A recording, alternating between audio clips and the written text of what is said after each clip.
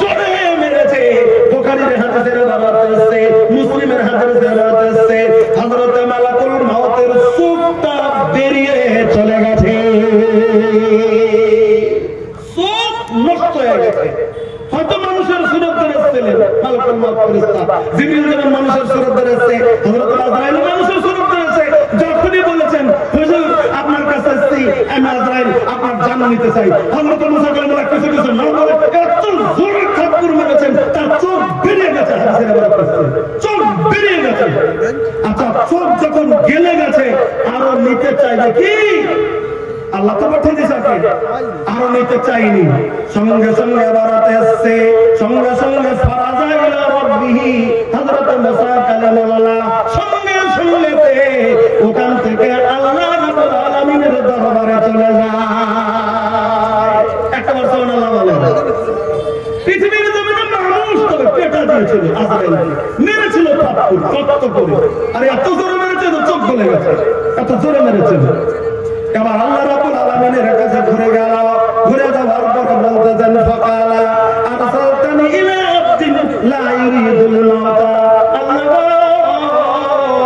এমন লোকের কাছে আপনি পাঠিয়ে দিয়েছেন, এমন আপনার বান্দার কাছে পাঠিয়ে দিয়েছেন, এমন নবীর কাছে পাঠিয়ে দিয়েছেন যিনি নাকি পৃথিবীর জমিনের ভিতরে মরণ চাই না। বুখারীর গুরুত্ব দেবে, যিনি মরণ চাই না, যিনি মৃত্যু চাই না পৃথিবীর জমিনে, যিনি মরণ চাই না, তাই নাকি আল্লাহ রাব্বুল আলামিন সঙ্গে সঙ্গে মালাকুল মউত বাবা ধরে দিয়েছে। মারহাবা বলেন। আমি আর বিয়াবারত বলছি না, শুধু বলে যাচ্ছি তাড়াতাড়ির জন্য। মালাকুল মউতের চোখ দুটি বন্ধ করে বলতেছেন, মালাকুল মউত রে, আমার হাবিবের কাছে তুমি চলে গিয়েছিলে, তোমাকে থাপ্পড় মেরে দিয়েছে, আবার তুমি রিটার্ন, তুমি আবার তুমি চলে যাও। আমার হাবিব যদি মরণ চায় নাই, আমার হাবিবকে তুমি বলে দাও তার হাত যে নগো ওই যে পশমযুক্ত সারের উপরে জন্য রেখে দেয়, যেমন সার বা ভেড়ার মতো জানোয়ারের উপরে জন্য রেখে দেয়, যেমন ভেড়ার গায়ের ভিতরে কত পশম রয়েছে, সারের গায়ের উপরে কত বেশি পশম রয়েছে, সেরকম জন্তুর উপরে যেন তার হাত দুটো যেন এরকম করে রেখে দেয়। হাতের নিচে যত পশম ফেলতে পারবে, দেখেন আল্লাহ রাব্বুল আলামিনের কথা, মুসা কালিমুল্লাহর নিজের হাতের নিচে ওই সারের যত পশম ফেলতে পারবে, প্রত্যেকটা পশমের বদৌলতে আমি আল্লাহ রাব্বুল আলামিন 1 বছর করে হায়াতের জিন্দেগানি বাড়িয়ে দেব। যাও বলো, যাও বলো না, কিছু না, যাও যাও যাও যাও, হাত দুটো ফেলতে বলো পশমযুক্ত সারের উপরে, যত পশম ফেলতে পারবে, একটা করে পশমের বদৌলতে কতদিন করে হাত পারবে? জোরে বলেন কতদিন? 1 বছর। সনাতন শব্দ হাদিসে 1 বছর করে শব্দ করে দেবেন। তাহলে যদি 200টা পশম ফেলতে পারে 200 বছর, 5000 পশম ফেলতে পারে 5000 বছর, যত পশম ফেলতে পারবে কত বছর বাড়িয়ে দিলাম। যা বলো না, তখন মুসা কালিমুল্লাহকে যখন বলা হলো, আল্লাহ তো বললেন তারপরে তারপরে তোমার বুদ্ধি নাই, তোমার মরণ হতেই হবে।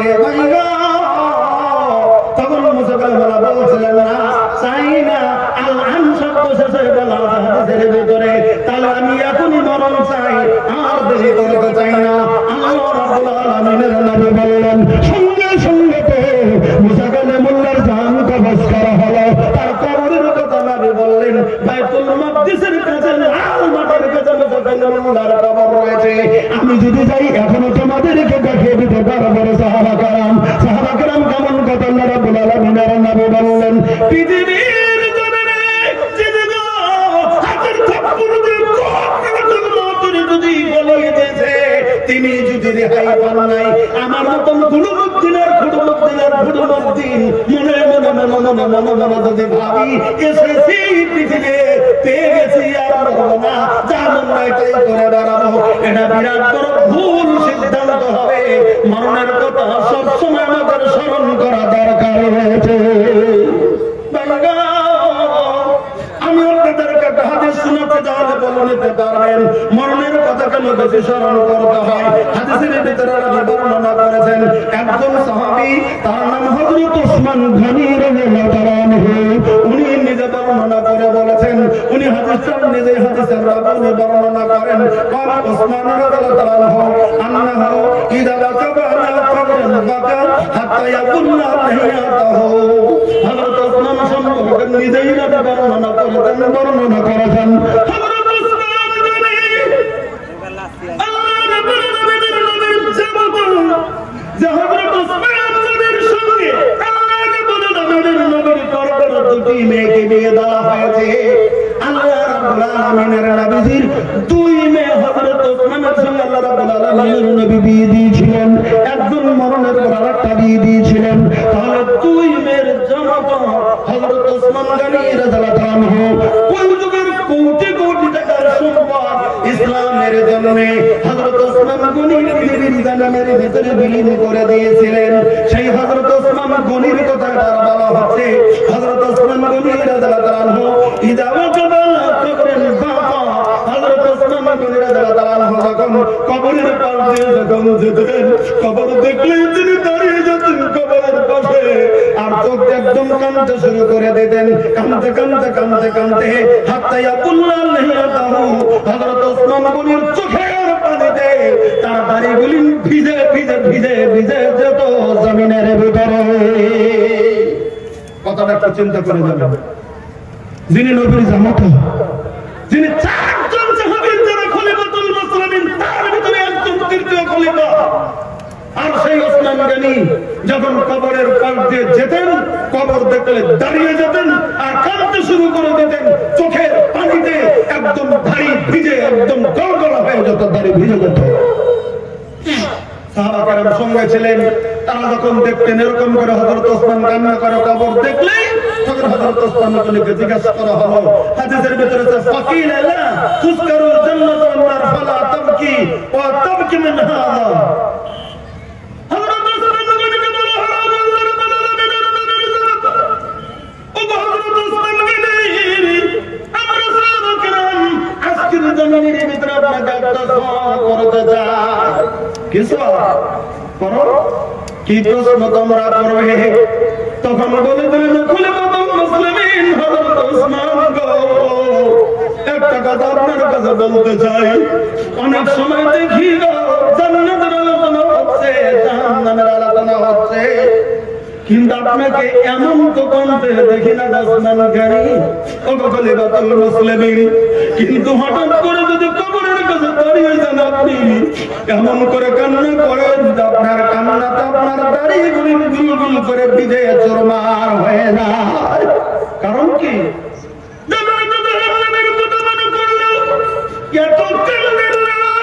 কিন্তু কবরের কথা মনে করো কবরের পাশে দাঁড়িয়ে এমন কান্না করেন কেন আপনি আমাদের কাছে জবাবটা দিয়ে দেন তখন হযরত ওসমান গনি রাদিয়াল্লাহু আনহু ফাকালা ইন্না রাসূল সাল্লাল্লাহু আলাইহি ওয়াসাল্লাম ইন্নাল কবরা আউলা মানজিলিন মিন মানাজিলিল আখিরাহ তখন হযরত ওসমান গনি বললেন সাহাবারা রে কোন কথা করবি কোন কথা করবি আমি কোন কবরের পাশে দাঁড়িয়ে কান্না করি সাহাবারা রে আমি বিশ্বনবীর কথা শুনেছি দয়ার নবী বলে দিয়েছেন আমার মনে আছে আল্লাহ রাব্বুল আলামিনের নবী বলেছেন হে সাহাবা কেরাম শুনে নাও শুনে নাও বলে কি এই পৃথিবীর জমিনে যেটা কবর মানুষ যে কবরে চলে যায় ইন্নাল কবরা মানজিলাতুন মিন মানাজিলিল আখিরাহ এই কবরটা হচ্ছে আউয়াল মঞ্জিল এই কবরটা হচ্ছে আখিরাতের মঞ্জিলের প্রথম মঞ্জিল হচ্ছে মানুষের জন্য কবর একটা পৃথিবীর জিন্দেগি যেদিন থেকে জন্ম গ্রহণ করেছে আর যেদিন থেকে মরবে এটা পৃথিবীর জিন্দেগি আর যেদিন থেকে মরে যাবে কঠিন কিয়ামতের দিন পর্যন্ত মার্জনা আখিরাতের জিন্দেগি আল্লাহ রাব্বুল আলামিনের নবী সাহাবী হযরত ওসমান গনি বললেন কবরটা হচ্ছে আখিরাতের জিন্দেগির প্রথম মঞ্জিল আখিরাতের মঞ্জিলের প্রথম মঞ্জিল কবর আল্লাহ রাব্বুল আলামিনের নবী তাই বলেছেন ফাইন নাজামিনহু ফামা বাদাহু আইসারু নবী বলেন সাহাবীরা রে এই প্রথম কবরে যে ঢুকবে কবরে যে প্রশ্নগুলি আছে কবরে যে তোমার কর্মগুলি আছে কবরে যে তোমার হিসাব গুলি আছে কবরে যে তোমার হিসাব নিকাশ আছে এই কবরের মঞ্জিলে তুমি যদি আল্লাহ রাব্বুল আলামিনের দরবারে যদি তুমি পাস হয়ে যেতে পারো আমি আল্লাহ রাব্বুল আলামিনের নবী বলে দিলাম পরবর্তীতে যত ধাক্কা তোমার আছে আল্লাহ রাব্বুল আলামিন সহজ করে তোমাকে পাসের ব্যবস্থা করে দেবে লিল্লাহি তাকবীর। খবরটা হচ্ছে আমার প্রথম মঞ্জিল। হযরত ওসমান গনি স্পষ্টকরণ করে দিলেন রে সাহাবা কেরাম। দ্বিতীয় বাক্যটা বলে দিলেন রে সাহাবারা জানেন আল্লাহ সাল্লাল্লাহু আলাইহি ওয়াসাল্লাম ওয়াইল্লাম ইয়ানজা ওয়াইল্লাম ইয়ানজু মিনহু ফামা বাদাহু আশুদ্দ মিনহু। আল্লাহ রাব্বুল আলামিনের নামে বলেন সাহাবীরা শুনে নাও গো এই কবরের প্রথম মঞ্জিল যদি পার না করে যদি পার হওয়া সম্ভব না হয় পরবর্তীতে প্রত্যেকটা মঞ্জিলে কঠিন হয়ে যাবে।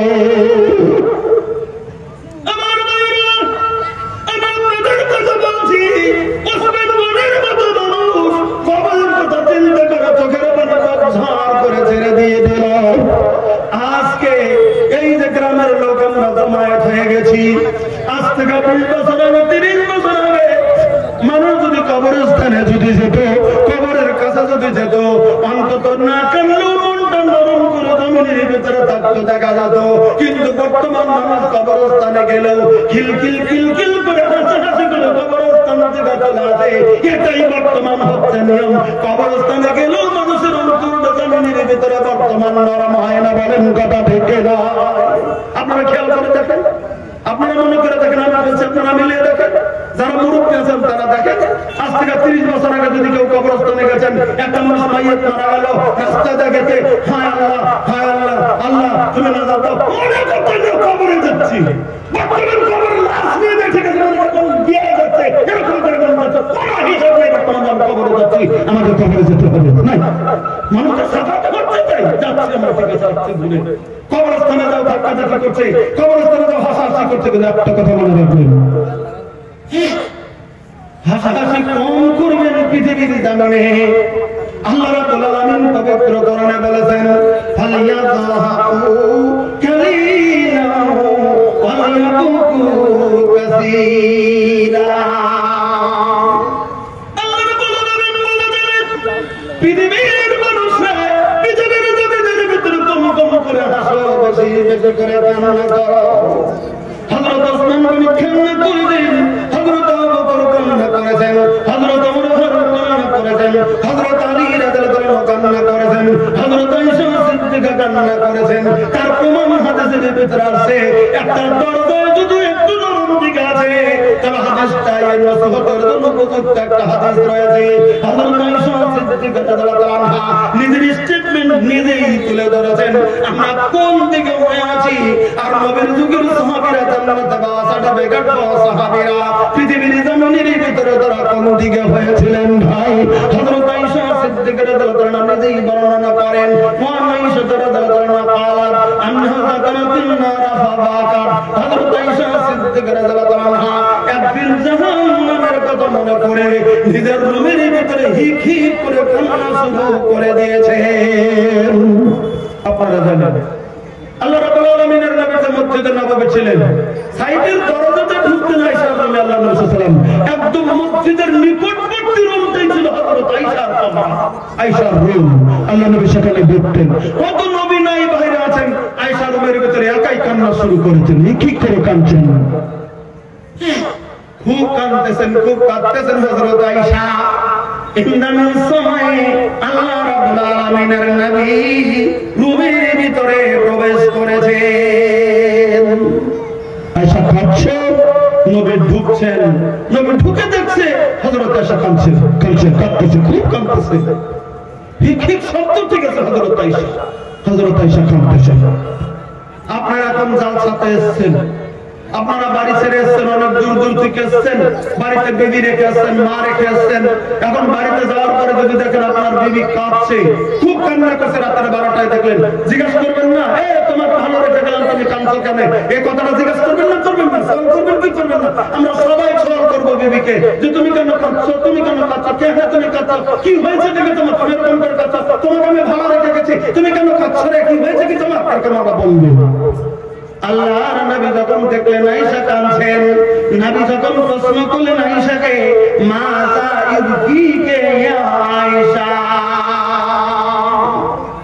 আয়েশা এই বিবি, কি হয়েছে তোমার, কেন তুমি কান্না করছো, কি হয়েছে তোমার, কোন অসুবিধা হচ্ছে, তোমাকে কেউ গাল করেছে, তুমি কোন দুঃখ পেয়েছো, তোমার কোন অসুবিধা হচ্ছে, তুমি কাঁদছো কেন, কি হয়েছে নাকি তোমার? হযরত আয়েশাকে জিজ্ঞাসা করলেন, আল্লাহ রাব্বুল আলামিন বলেছেন তোমাকে কেউ গাল টাল করেছে নাকি, তবে ভেবেছেন কি কেউ গাল করেছে, কেউ দুঃখ দিয়েছে, সত্যি না চার কোনো কিছু হয়েছে নাকি? হযরত আয়েশা বললেন, নবী গো, আমার দরদের স্বামী আমার, আমাকে আপনি প্রশ্ন করেছেন, আমি কাঁদছি কেন, কান্নার কারণ বলছি, যাকারতুম নারা ফাবাকাইতু, নবী গো, আমি রুমের ভিতরে বসে আছি, হঠাৎ করে গো জাহান্নামের আয়াতের গুলি আমি পড়তে শুরু করেছিলাম, জাহান্নামের কথাগুলি আমার মনের ভিতরে উদয় হয়ে গেছে, আমি আসার আগে একজন বক্তা সাহেব বলেছিলেন জাহান্নামের আগুন, এই যে আমার আগের বক্তা সুন্দর করে কোথায় বলছিলেন আপনাদের বলতে, জাহান্নামের আগুনের কথা বলছিলেন, জাহান্নামের আগুন পৃথিবীর আগুন থেকে কত গুণ বেশি, 70 গুণ বেশি জাহান্নামের আগুন। আমার ভাইরা, জাহান্নামের কথা বলছিলেন, কত বছর আগে পাথর মেলে দেওয়া হচ্ছিল, ওই পাথর জমিনের ভিতরে পড়ছে, আপনারা হাসি করেন, ওই হাদিসের ভিতরে বর্ণনা ভাইঙ্গা, ওই জাহান্নামের কথা মনে করে হযরত আয়েশা কাঁদছিলেন, কোন জাহান্নাম, আমি শুধু একটা কথা আপনাদেরকে বলে দিতে চলছি, আল্লাহ রাব্বুল আলামিন বলেন, ফাল্লাযীনা কাফারু কুত্তিয়াত লাহুম সিয়াবুম মিনান নার, আল্লাহ রাব্বুল আলামিন বলেন, পৃথিবীর মানুষে, পৃথিবীর জমিনে যারা কুফরি করবে, পৃথিবীর জমিনের ভিতরে যারা কাফির, পৃথিবীর জমিনে যারা কুফরি করবে, কুফরি কাজ যারা করবে, ফাল্লাযীনা কাফারু কুত্তিয়াত লাহুম সিয়াবুম মিনান নার, আল্লাহ রাব্বুল আলামিন বললেন, তাদের জন্য আগুনের শোলা, আগুনের টাঙরা, আগুনের যেটা ভাপ ওঠে, শোলা যেটা উঠে যায়, আপনারা বুঝবেন, ইট ভাটা যদি কেউ কোনোদিন দেখতে গেছেন, ইটের ভাটায় একটা দিন দেন, তাহলে বুঝতে পারবেন, মোবাইলে যদি আগ্নেয়গিরি শব্দ লিখে দেন তাহলে বুঝতে পারবেন, ওটা তো দূরে মোবাইলে দেখা বাদ দিয়া, ইট ভাটা যদি কোথাও থাকে, ইটের ভাটার ভিতরে যখন আগুন জ্বালিয়ে দেওয়া হয়, জীবনে একবার দেখতে দেন ইট ভাটার আগুনের ভিতরটা কেমন করে ভূমিকায়, কেমন দেখা যায়, আগুন কাকে বলে, ভাব কাকে বলে, আগুনের তেজ কাকে বলে, ওখানে নিজে দেখতে পারবেন আগুনের তেজ কাকে বলে, ইটের ভাটার দিকে লক্ষ্য করে দেখেন, বুঝতে পারবেন কেমন দেখতে যায়।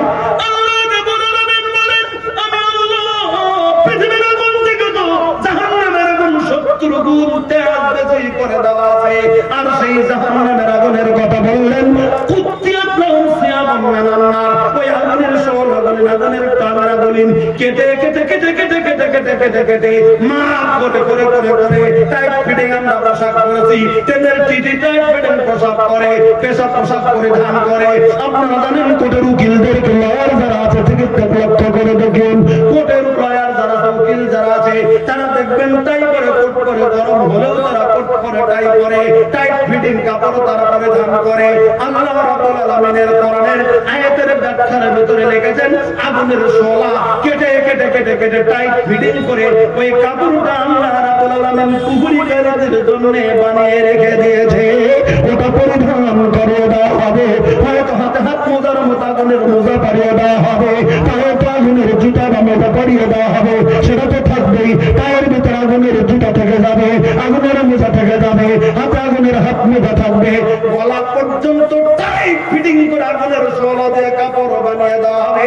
একে বলা হলো কুত্তিয়াত লাহুম সিয়াবুম মিনান নার। আমার ভাইরা, পরিহিত হবে, গলা থেকে আগুনের কাপড়, শরীরটার ভিতরে জ্বলছে, মাথার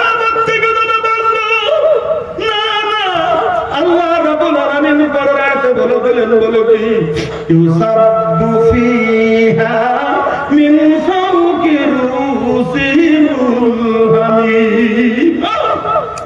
আল্লাহ রাব্বুল আলামিন বলে দিলেন, আমি আল্লাহ রাব্বুল আলামিন কোটি কোটি বছর জাল করে আগুনের আগুন গলে আমি শীষ বানিয়ে রেখে দিয়েছি। আগুনের সোলা গলে রেখে দিয়েছি, তামা গলে তার থেকে কঠিন ধাতু গলার মতো গলিত জিনিস পরিমাণ আল্লাহ রাব্বুল রেখে দিয়েছে। আগুন যেমন তার তার করে রেখে দিয়েছে।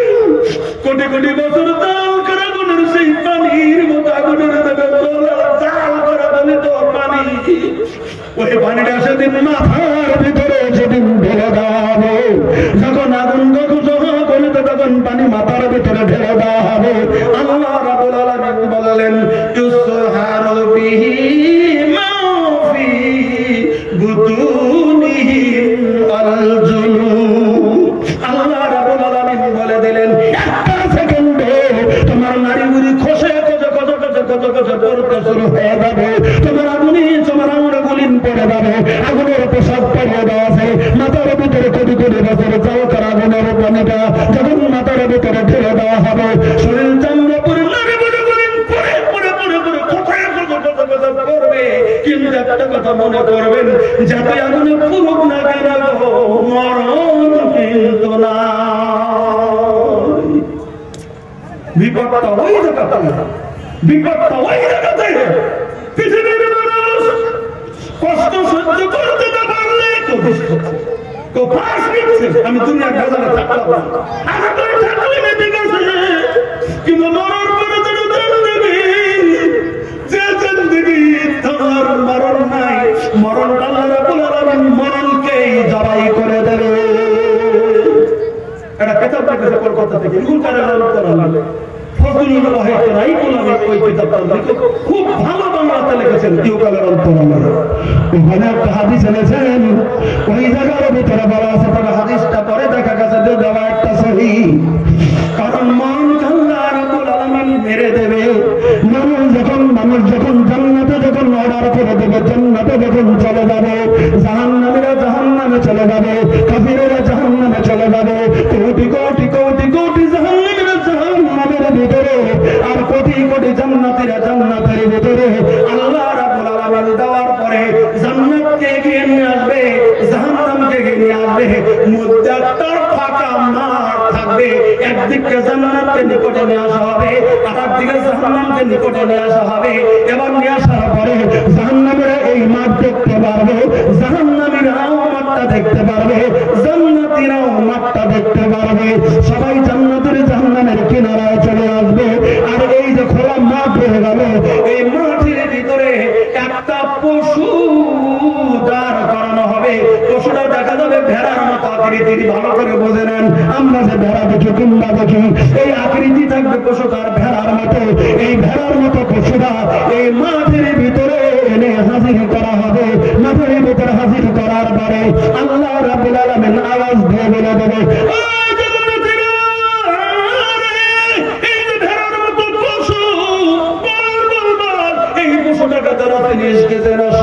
জান্নাতীরা জবাব দিয়ে দেবে, আল্লাহ চিনি। বলে এই পশুটা কি? বলে এই পশুটা অন্য কিছু নয়। এই পশুটা হচ্ছে আমরা যে পৃথিবীতে মরণ হয়েছিলাম, মরছিলাম আমরা পৃথিবীর জন্যে। এই মরণটা মানুষ যে মরে যায়, মরণটাকে আল্লাহ তুমি একটা পশুর আকৃতি করে আমাদের চোখের সম্মুখে তুমি হাজির করেছ। সবাই সেদিন চিনবে যে এটা মরণ। জাহান্নামীদেরকে জিজ্ঞাসা করবে না, জাহান্নামীরা এই পশুটাকে কি চেনো? বলে চিনি। বলে এটা কি? বলে এটা ছিল আমাদের দুনিয়ার মরণ। আল্লাহ মরণ কেমন করে আপনি হাজির করেছেন? বলে হ্যাঁ ঠিক আছে। দুই দল যখন সাক্ষ্য দিয়ে দিল, সবাই যখন চেনে এটা মরণ, তখন আল্লাহ রাব্বুল আলামিন একটা ফেরেশতাকে হুকুম করে দিল, ফেরেশতা এবার জাহান্নামীদের চোখের সম্মুখে, জান্নাতীদের চোখের সম্মুখে এবার মরণটাকে জবাই করে দাও। এবার জান্নাতীদের চোখের সম্মুখে, জাহান্নামীদের চোখের সম্মুখে মরণটাকে জবাই করে দেওয়া হবে। মরণটা যখন মেরে ফেলা হলো, এবার আল্লাহ তাআলা বলে দেবেন,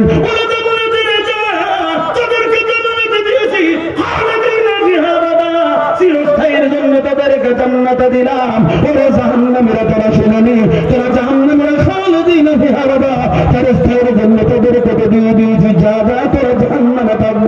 তাদের কোনোদিন মরণ হবে না। ওই জান্নাতীরা তাদের মরণ হবে না, এই জাহান্নামীরা তাদের মরণ হবে না। কারণ মরণটাকেই মেরে ফেলেছি, মরণ নাই রে, মরণ নাই। একটা কথা খুব ভালো করে শুনে নেন, একটা মানুষ যদি পৃথিবীর জমিনে মরতে যদি শুরু করে দেয়, কত কঠিন অবস্থা।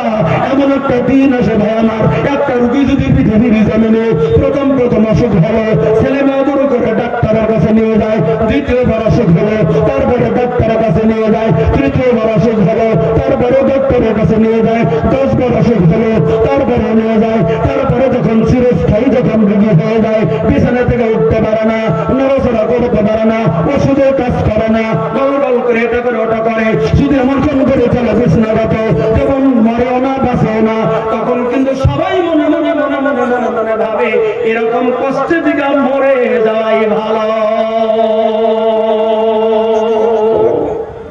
লোকটার কষ্ট হচ্ছে, তার থেকে মরে যাওয়াই ভালো। কারণ কষ্ট হচ্ছে,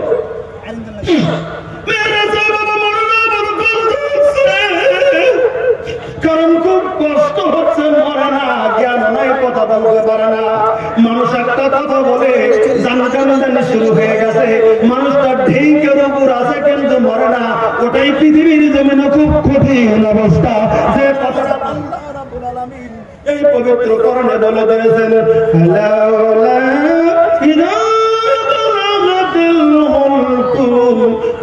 وأنتم حينئذ تنظرون ونحن أقرب إليه منكم ولكن لا تبصرون।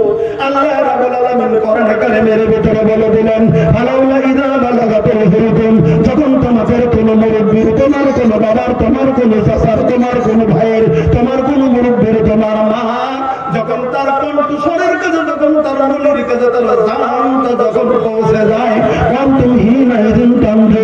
তোমরা সবাই চতুর্দিকে তখন তার চতুর্দিকে যখন ঘেরাও হয়ে যাও। বাবা মরতে শুরু করেছে, বাবার জানকান উঠছে, বাবার জান বের হবে, তখন আমরা চতুর্দিকে ঘেরাও হয়ে যাই। কেউ হয়তো কালামা করি, কেউ হয়তো আমরা তার কাছে বসি, কেউ হয়তো কোরআন পড়ি, কেউ দরুদ পড়ি, কেউ কালামা ঢুকাই। কিন্তু এই অবস্থা যদি 1 দিন 2 দিন 3 দিন 5 দিন 10 দিন 20 দিনের কম চলে যায়, মানুষ তার প্রতি তখন হয়ে যায়, মানুষের মহব্বত কমে যায়, তখন আর বেশি দেখতে যায় না, 2-4 দিন দেখতে যায়, তারপরে যায়, তারপরে যায়, তারপরে দেখবেন একাই ঘরে আছে, যারা দায়িত্বের 2-4 জন তারাই দেখছে, আর ঘন ঘন কেউ যায় না, কারণ কথা থাকে না। এটা আমরা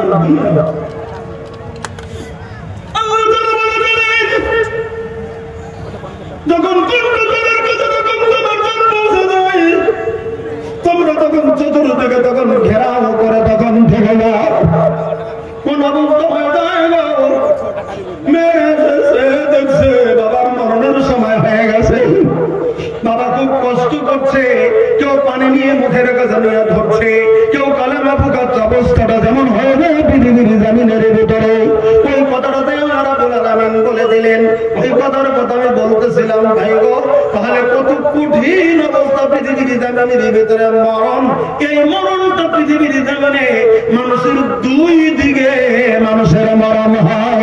ইমানদারের মরণ আলাদা, আর বেঈমানের মরণ আলাদা। কথাটা কি আলাদা?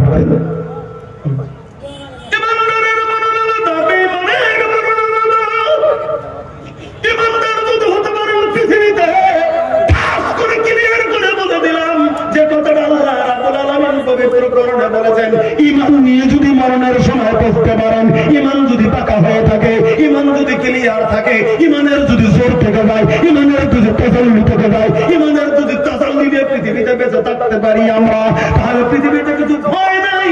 কারণ মারাত্মক মত যদি আসে, আসার পরে সুন্দর করে বলবেন, ইয়া আইয়াতুহান নাফসুল মুতমাইন্না ইরজিই ইলা রাব্বিকি রাদিয়াতান মারদিয়া।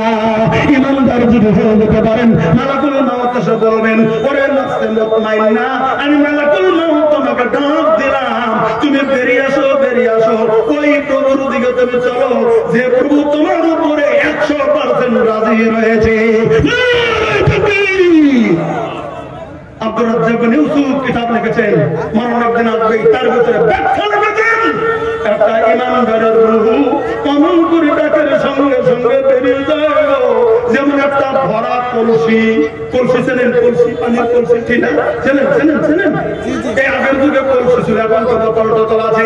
ওই কলসির ভিতরে যদি পানিটা যদি মেয়েরা যদি ভর্তি করে রেখে দেয়, কলসির ভিতরে পানি যদি ভর্তি করে রেখে দেওয়া হয়, একটু কাজ করলেই পানি গল গল করে পড়বে, সুন্দর করে পড়ে। বলেন কথা ঠিক কিনা? আল্লাহ রাব্বুল আলামিনের নবীর হাদিসের ব্যাখ্যা করেছেন, ইমানদারের রূহটা ভরা কলসির থেকে পানি গেলে যেমন করে সহজ করে বেরিয়ে যায়, ইমানদারের রূহটা তেমন ভরা কলসির পানির মতো সহজভাবে বেরিয়ে মালাকুল মউতের হাতের ভিতরে চলে যায়। আর যদি বেঈমান হয় কষ্ট। আমি সে কথা বলতে চাইছি, আমি শুধু আপনাদের কাছে বলে দিতে চাবো না, আমরা মরণের কথা খেয়াল প্রত্যেকটা মুহূর্তে করবো। আমরা যাতে মরণকে পৃথিবীর জমিনে ভুলে না যাই, এটা মহা অন্যায় হবে যে আমরা মরণকে ভুলে গেছি, যা ইচ্ছা তাই আমরা করবো। অবশ্য পৃথিবীর জমিনে বর্তমান বিভিন্ন আমরা পরিস্থিতির উপর থেকে আজকে আমরা মরণের কথা খেয়াল করছি না। আমি আপনাদের কাছে খালি একটা কথা বলে, আমি খুব শেষের দিকে চলে আসছি, খুব তাড়াতাড়ি 20 মিনিটে। এইটুকু সময় আপনাদের কাছে আমি একটা আহ্বান রাখবো, আজকের জলসা আপনারা কবরস্থান হিসেবে দিয়েছেন। আল্লাহ রাব্বুল আলামিনের নবী সাল্লাল্লাহু আলাইহি ওয়াসাল্লাম মদিনাতুল মুনাওয়ারার মসজিদের কাছে একজন জওয়ান সাহাবী চলে এসেছেন, এসে বলতেছেন, ইয়া রাসূলুল্লাহ, ইন্না উম্মি ইখতালাত নাফসুহা, আমার মহব্বত করে ইন্তেকাল করে কবরে চলে গেছেন। আমি জানি ওয়াজুন্নাহা লাউ তাকাল্লামাত লা তাসাদ্দাকাত, তবে আমি জানি আমার মা যদি পৃথিবীতে কথা বলতে পারতেন, হঠাৎ করে যদি মা মারা না যেতেন, আমার মা যদি কথা বলতে পারতেন, অজস্র দান করতেন পৃথিবীর জমিনে। এই অভ্যাস মার ছিল বা থাকছিল, থাকতো। তবে ইয়া রাসূলুল্লাহ, একটা মাসআলা জানার জন্য আপনার কাছে এসেছি। আমার মাকে তো কবরে শুয়ে দিয়েছি, মা তো হঠাৎ করে মারা গেল, একটা মাসআলা বলবেন বলে কি ফাহাল্লাহা আজরুন ইন আবা তুসাদ্দাকতু আনহা, হাদিস বুখারীতে কিতাবুল জানাইজে হাদিসটা আনা হয়েছে। ইয়া রাসূলুল্লাহ, আমি তার ছেলে আছি পৃথিবীর জমিনে, আমি যদি আমার মার নামে, আমি যদি আমার মার জন্য খারাপন্তকরণে আমি যদি কিছু খায়রাত করি আল্লাহর রাহমতে, আমার মা কি কবরে নেকিটা পাবো কিনা? সহিহ বুখারীর বর্ণনা হাদিস আছে। আল্লাহ নবী সাল্লাল্লাহু আলাইহি ওয়াসাল্লাম বললেন, ফাকালা নাম, আল্লাহ সাল্লাম বলে দিলেন, হ্যাঁ, তুমি যদি তোমার মার নামে কিছু দাও, তোমার মা কবরে নেকি পেয়ে যাবে। নারে তাকবীর। আমার ভাইরা, কাজে থেকে ইনশাআল্লাহ এই 15-20 মিনিটের ভিতরে আমি আপনাদের কাছে একটা আগ্রহ করে বলবো, কোন ভাই যদি আছেন আপনারা কবরস্থানের উন্নয়নে জলসা দিয়েছেন, আমি একজন মুসাফির, 10-15 মিনিটে আমি বেরিয়ে যাবো আপনাদের কাছ থেকে। আল্লাহ কতদিন কাকে রাখবে কি অবস্থায় জানি না, অনেক দিন থেকে আপনাদের কাছে আসে যাই। আমি আপনাদের কাছে আহ্বান করছি, আপনারা কবরস্থানের জন্য সর্বপ্রথম আপনারা এগিয়ে আসুন। 2000, 5000 যা করেন, 1000, 2000, 500 আমার কাছে একটু এগিয়ে আসুন। আমি একটু আপনাদের হাত ধরে দোয়াটা করে আমি স্টেজ থেকে নেমে যাওয়ার চেষ্টা করবো। আল্লাহ যেন আপনার দান কবুল করে। সর্বপ্রথম একটা লোক 500 টাকা আনেন, 1000 টাকা আনেন, 2000 টাকা আনেন, একটু দোয়া করে দিচ্ছি, একটু এগিয়ে আসুন। জি আসুন, একটা স্টেজের দিকে কবরস্থানের জন্য আসবেন, আমার কাছে দেবেন, পরবর্তী বক্তার কাছে দেবেন। জি জাযাকাল্লাহু হায়াকুমুল্লাহ।